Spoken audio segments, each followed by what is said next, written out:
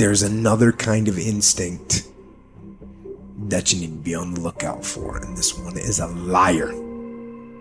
This one is a saboteur. This one is a backbiter. This is the instinct that says, you've had enough. You've given it your best shot. You can stand down. You can back off. You can rest now. Which sets up this problem for all of us. You're never gonna feel like it. It's your job to make yourself do the crap you don't wanna do so you can be everything that you're supposed to be. And you're so damn busy waiting to feel like it. And you're never going to. And that's the problem. There are those of you, you're still immature. When your excitement is up, your effort is up. But when your excitement goes down, your effort goes down. For some of you, you're too seasonal. When you're excited, man, you coming to work the first week, the first month, the first 3 months when you got that job, you were excited, and so you was putting forth effort. You on blade, not you got comfortable, and you're not excited no more. And guess what happened? Your effort has gone down. So do me a favor, get off of that feeling stuff. Get off your excitement. We're not dealing with feelings because feelings go up and down. You don't have to be excited. You made a commitment to that job. Did nobody force you to take that job? You signed your name on the dotted line. And commitment said, I don't care how I feel. I don't care if I'm excited. I don't care if I'm pumped up. I don't care if I'm fired up. You made a commitment.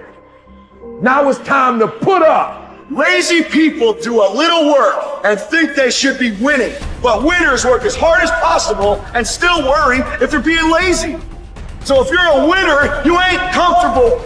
Every day I get up and give everything I got to everything I'm a part of simply because this is who I am. Like the only thing I need every day of my life is 86,400 seconds. That's it. Like I don't need some reward. Like the only thing I need is breath in my body and I'm flat out going, get it. A person with passion always stands out. The world is so full of average that once you have passion and a sense of energy in your life, it distinguishes you. When you're passionate about something, it isn't reasonable, but you do it anyway. Passion will take you where nothing else will ever take you. It'll give you that decided edge. It'll help you to stand out. When you want to become a diamond, your whole attitude change, your whole mindset, your thinking, your relationships, the decisions that you make, how you spend your time, your energy, all of it changes.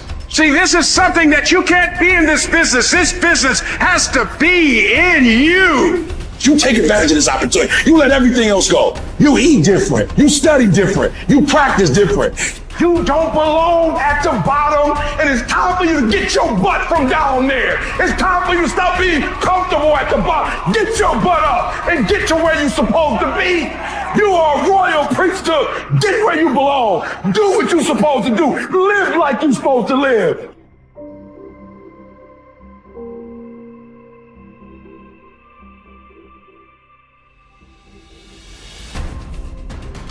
Get better every day. Socrates didn't know much. There wasn't much he held for certain. But he was sure, he said, that we cannot remain as we are. It doesn't matter who you are. It doesn't matter what you've done. Nobody is as good as they could be. Nobody is perfect. Everybody can improve. There are few self-fulfilling prophecies more important or more dangerous than this. If you think you have room to grow, you do, and you will. If you think you're as good as you can be, you're right. You won't get any better. It has been said that Tom Brady, the greatest quarterback in history, the youngest and the oldest to win a Super Bowl, isn't obsessed with winning. That's not what he focuses on. He's obsessed with improving the accuracy of his touchdown passes in the fourth quarter. He's obsessed with getting a little bit faster at releasing the football. He's not willing to stay the same, even though that same is very consistently the best in the league. The process of getting better, that's his drug. That's the dragon he chases. That's how he is able to defy aging and all expectations. The Japanese word for this is kaizen, continual improvement. Always finding something to work on, to make a little progress on. Never being satisfied, always looking to grow. Revolution, transformation, That's what amateurs chase. The pros are after evolution. If the first step is just showing up, committing to doing something each day, then the next step is finding something to focus on getting better at each day. And in this, where cumulative improvement meets compounding returns, we can harness one of the most powerful forces on earth. Think about it. Most people don't even show up. Of the people who do, most don't really push themselves. So to show up and be disciplined about daily improvement. You are the rarest of the rare, and if improvement sounds difficult, how about just making fewer mistakes? This is what Gehrig's manager said about him. The secret to Gehrig's incredible trajectory as an athlete wasn't just his commitment. It was that he never made the same mistake twice. The guy who began his career blowing at least one play per inning improved to one mistake per game, to one per week, to one per month. To err is human. But to err is each day is to become closer to the divine. We not only hold ourselves to a standard, but we ratchet the standard up as we go. Just as with weight training, what we're lifting should be steadily increasing with each subsequent workout. Our unwillingness to be satisfied with our performance, to be done with our progress, is what keeps us from plateauing.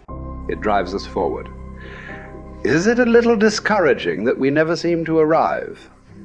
That our standards rise just out of reach of our abilities? Absolutely not. We move the goalposts so the game doesn't get boring, and more important, so it never ends. Ultimately, this brings us more pleasure and more satisfaction. We reach heights we'd never have been able to see otherwise. Do you want to be rotting or ripening? Are you getting better? Because if you're not, then you're probably getting worse. Anyone, whether they're a professional athlete or a house cleaner, can get better at their job. You can get better at being a person, a citizen, a son or a daughter. You can get better at how you think, how you focus, what you think about. Just as one person delights in improving his farm and another his horse, Epictetus would say, riffing as it happens on Socrates, so I delight in attending to my improvement day by day. He said this as a man who clawed his way out of slavery. He said this from exile. He said this as one of the wisest men in the ancient world. And still, he was focused on how he could get better every day, in every way. One can imagine that for Epictetus, this discipline would have been extremely helpful in those dark times, because it gave him something to focus on, something only he controlled, not his master, not society, not his station in life. But this discipline is also helpful in the good times too, preventing one from getting too cocky or complacent. It doesn't matter what the scoreboard says, or the bank balance, or the sales figures, or the headlines. You know whether you're getting better or worse, whether you're making progress day to day. And if you are, wonderful. If you know there is room for improvement, also wonderful. Either way, your marching orders are the same. Come what may, success or failure, fame or misfortune. A focus on progress lets us look ourselves in the mirror with pride and ignore all the commotion in the background. It's the journey of a lifetime. In fact, that's the way to think about all of this. How much progress could you make if you made just a little each day over the course of an entire life? What might this journey look like? Where might it lead if each bit of progress you made presented both the opportunity and the obligation to make a little more progress, and you seized those opportunities, you lived up to those obligations each and every time? Will you choose to take this journey? Will you continue on, even when you've reached further than you ever thought you could go? Or will you stop there? Are you going to keep practicing? Or have you decided that this is good enough? That you're good enough? Will you remain as you are? Or become what you're capable of? Because once you stop getting better, there's only one direction to go. Do the best you can. The Emperor says in Marguerite Yourcenar's beautiful novel Memoirs of Hadrian, do it over again. Then still improve, even if ever so slightly, those retouches. It's a beautiful irony. You're never content with your progress, and yet you're always content. Because you're making progress. What does it mean to live an infinite life? Clearly, our lives are finite. We're born, we die, we come, we go. But life is infinite. The game of life will continue with us or without us. Which means every single one of us has a choice. We don't get to choose the nature of the game. Life is infinite. We don't even get to choose if we want to play in the game or not. Once you're born, you're in it. We get one choice. Do you want to play with a finite mindset, or do you want to play with an infinite mindset? To play with a finite mindset means waking up every day and say, I'm going to be the best, I'm going to be better than everybody else, I'm going to accumulate more power, more responsibility, more money, whatever it is, whatever your metric is, I'm going to get more than anybody else. Me. And when you die, you take none of it with you. Or we can choose to live our lives with an infinite mindset, which means I'm going to leave this world, this school, in better shape than I found it. It means I'm going to devote my life to see that those around me rise. And we know that we're living with an infinite mindset because our obsession is seeing that we have an impact on the lives of the people around us. We've all had teachers, and some of you are those teachers, where 20 or 30 years from now, I can go to one of your students and say, you're a remarkable human being, you've accomplished so much in your life. How did you become the person you are today? And they will tell me your name. We all remember the teacher who believed in us. We all remember the teacher who had our backs. We all remember the teacher who saw something in us that nobody else saw. We've forgotten all the others, but we remember those couple. And that's what it means to live with an infinite mindset. It means we divert ourselves to that mindset for everyone in our lives. That other teachers will say that about us. Other principals will say that about us. Other students will say that about us. Our friends will say that about us. I am who I am today because of you, and I will commit to live the same life that you taught me how to live. And you will literally live on beyond your own lifestyle, your own lifetime. That when you're gone, others will carry your work for you. This is what it means to live an infinite life, and it is just a choice.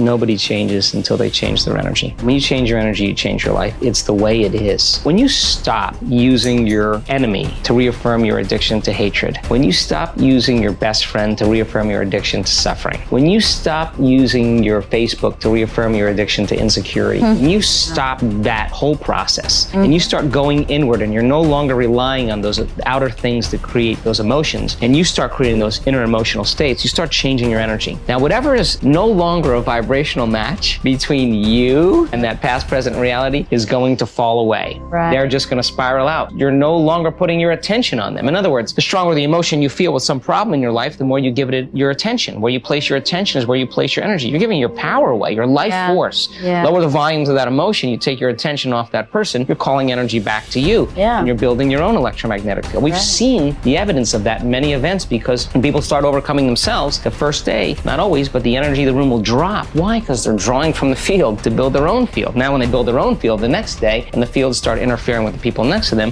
whoop, the energy in the room just keeps going up. So now there's no longer a vibrational match between you and your coworker. Be prepared, because that old known thing is going to fall away because you're no longer emotionally and energetically connected to it. So then when you get in that state, it's not a time to try to put it back together, because at the same time these things are unraveling and they're moving towards chaos, and chaos is just unpredictable order. Right. It's novelty, the newness of an experience that you can't predict is chaos. If you apply the formula, and all potentials in the quantum field exist as electromagnetic potentials. They are possibilities. When they begin to synchronize coherently, your brain and heart, you got a strong Wi-Fi signal, because now you're putting out a very laser coherent signal. Right. When there's a synchronization between your energy and that potential that exists in the future, but it really exists in the present moment, because that's where they exist in the quantum. Now,